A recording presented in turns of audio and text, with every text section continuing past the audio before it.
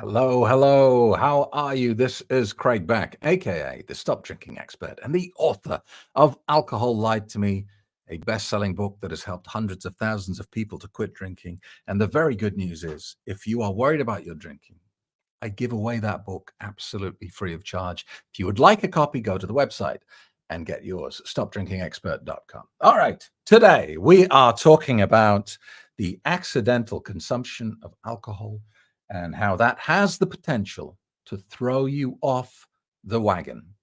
So let's talk about that. How much of a problem it is? Is it? Because I got a really interesting email a couple of weeks ago from Howard. It says, "Hi, Craig. I'm a former problem drinker that has tried to quit several times before, but it's always ended in failure. I've completed your course and I'm very happy to say that I am now nearly 6 months sober and loving life. My girlfriend and I are back together again too, having previously broken up because of my drinking." And that is such a great endorsement of this process, isn't it? Because, like I've talked about many times, life slowly repairs when you stop drinking the attractively packaged poison. Your health gets better, your sleep gets better, your finances get better, your energy levels and vitality get better, and your relationships get better. And that's exactly what has happened to Howard, and I couldn't be more happy about it. Howard continues, "The freedom I feel now that I have quit this all consuming drug is immeasurable, and I want to thank you so much for all your help. I cannot recommend your course enough for anyone that wants to be free from this drug." So, I have a bit of a strange question. My girlfriend's mum has made us a Christmas cake again this year. I was looking forward to trying some until I found out that she added brandy to it after the cooking process. I decided I wouldn't have any because of the added brandy. I was worried I might get a taste for it. My partner felt a bit sorry for me and went out and bought me my very own little cake that doesn't have any alcohol in it. I'm very lucky because she is incredibly supportive of my sobriety. So, although I'm okay with my decision, my question to you is, what are your thoughts about alcohol in cakes and desserts? Would you avoid it yourself? There's obviously a lot of different things around this time of year and have alcohol added to them. And I think it would be very easy to accidentally have some. Anyway, I would be interested to hear your thoughts. All the best. I wish you and your family a very Merry Christmas and a Happy New Year. Thank you, Howard. All right, great question. Look, I have a very simple position on alcohol in food, and it is this: if the food is cooked with the alcohol in it, you're good to go. All right, maybe a little tiny bit will, linger, but it's so small that you really won't even detect it. So, if you're having coq au vin or brandy sauce with your steak, and the sauce is cooked with the alcohol in it, then you're good to go. You don't need to worry too much about that. Okay. However, cakes and desserts, cold food where the alcohol was not in the cooking process, was added as a flavor, then there's a slight red flag here. And my general advice is avoid it. So I'm talking tiramisu, sherry trifle, Christmas cake with brandy, liqueur chocolates, all these sorts of things are red flags because what they can do, I mean, by comparison, it's like drinking a thimble of alcohol. It's not like having a full glass of whiskey or a full glass of wine. So it's not like you're going to get drunk or you're going to feel intoxicated or anything like that. You're not even going to get a sense of euphoria. The one thing it does is it kind of wakes up the evil clown. I talk about the evil clown as this rogue lodger that you invited to live in your head many years ago, and you can't get them to leave. They've got squatters' right. They're not going anywhere. But what you can do is you can remove their food and oxygen and squash them down into a very tiny, uncomfortable space so they live quietly in misery. When you eat some food with alcohol in it, you almost hear the da-dum, da-dum, as the evil clown's heart starts to beat again. And that's the problem. It's just you give him a little bit of energy, or you give her a little bit of energy, and she might use that little bit of energy to try and manipulate you, to try and twist your arm. Otherwise, he or she just stays there quietly suffering, weak and pathetic. That little bit of alcohol has the power to wake them up. not to fuel them into some big, campaign against you, but you may feel a bit of discomfort. And Howard, I know exactly how this goes because I have accidentally consumed alcohol myself in the past, and it was kind of unsettling. This is quite a while ago now. This would have been before I moved to Cyprus, so I'm guessing this was the Christmas of 2013. So I'd been sober 3 years by this point, and it was the Christmas of 2013, going into the new year of 2014. And I was living with my girlfriend in Leeds in England, and she'd bought some chocolates and put them in a bowl in the living room. And they were in little wrappers. And I remember sitting watching TV, and I picked up one of these chocolates, unwrapped it, put them in my mouth, and bit into it.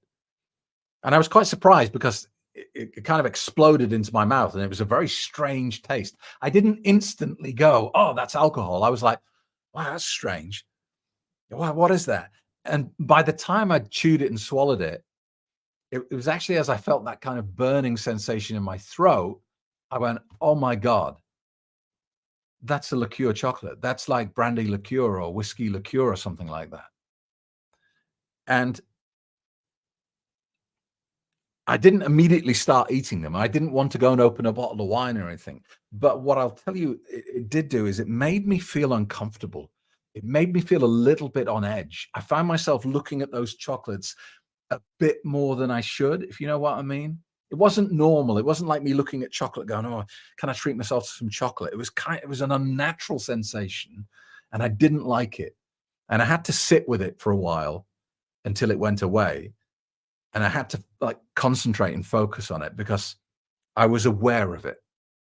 It wasn't a strong compulsion to drink, but it was a slight uneasiness, is what I would describe it as. So I think, you know, having been through that experience myself, you've made exactly the right decision here.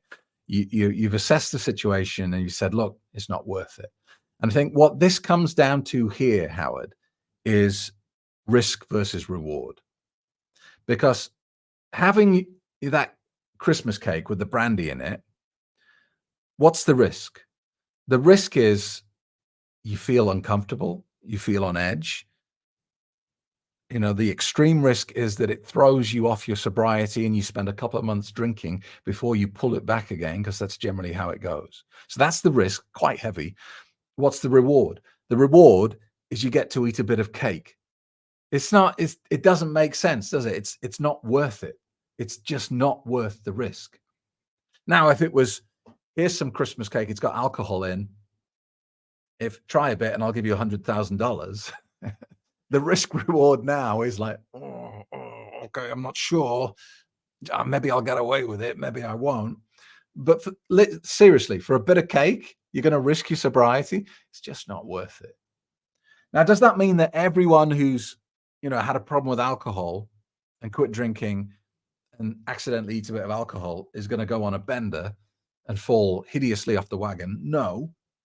And it is possible, if you're solid in your sobriety and you're really strong in your position, that you can eat cake with brandy and tiramisu and chocolate liqueurs. If you're the sort of person who's so solid, so confident in his sobriety that he can or she can sit with the sensations that will come and be very, kind of third party about it, as though you're watching something happening on a stage rather than something happening to you. And you can say, oh, look, there's a wave. That's a craving wave. Here's the second one. That's slightly less. Here's the third one. That's slightly less. I reckon I have to wait another few hours and all the cravings have completely gone. If you're that focused, then great. Okay, good. You can probably gamble it. But if you're scared about your sobriety, if it's something that you think is fragile and priceless, like, something with a lot of value to you and you just don't want to risk it, then just don't take the risk. Don't gamble with it. And you've done exactly the right thing, Howard. And thank you very much for the email. Great talking point. Love to hear your thoughts on this in the comments below. Have you ever accidentally eaten alcohol or drank alcohol? Has someone given you a drink and it's been alcohol? Now, this actually happened to me last year, 2 years ago on a flight. I was flying with Qatar Airlines, which is a Middle Eastern airline. So they do a great selection of alcohol-free drinks on board. They do mocktails. They do alcohol-free champagne that tastes fantastic, by the way. Normally, there's a huge compromise, isn't there? The alcohol-free wines are just like sugary grape juice, but they do this alcohol-free champagne that's fantastic. And I was on a flight from Larnaca to Doha, and the air hostess, she came and said, "Would you like a drink?" I said, "Yeah, I'll have a glass of the alcohol-free champagne, please." And she bought me this glass, and I tasted it and went, This is not right." I tasted it again. I called her over. I said, "Are you sure this is alcohol free?" She said, "Yeah, absolutely." I went, "Okay, fine." Took another drink. And it just didn't. I was like, This is." I called her over again. I said, "Look, I'm sorry to be difficult about this. Could you bring me the bottle that you've served me this drink out of, please?" I said, I'm not being rude. I'm interested to see the bottle." And she went away and she didn't come back for like 15 minutes. I'm thinking, what's going on? 15 minutes later, she comes back and she says, no bottle in her hand. She said, "Mr. Beck, I'm so sorry. I am so deeply sorry. I did serve you real champagne and not the alcohol free. So I will take that away and I can't apologize enough." So it does happen. It does happen. And I'd love to know if it's happened to you, something like that. In the comments below, how did you deal with it? Were you able to ride it out, or did it throw you off your sobriety? Genuinely interested to know.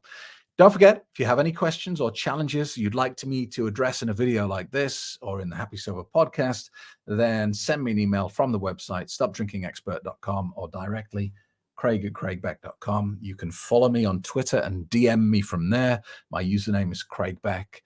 I'm on Facebook, Craig Beck Books, and even on Instagram, kind of. All right. Thanks a lot. See you next time.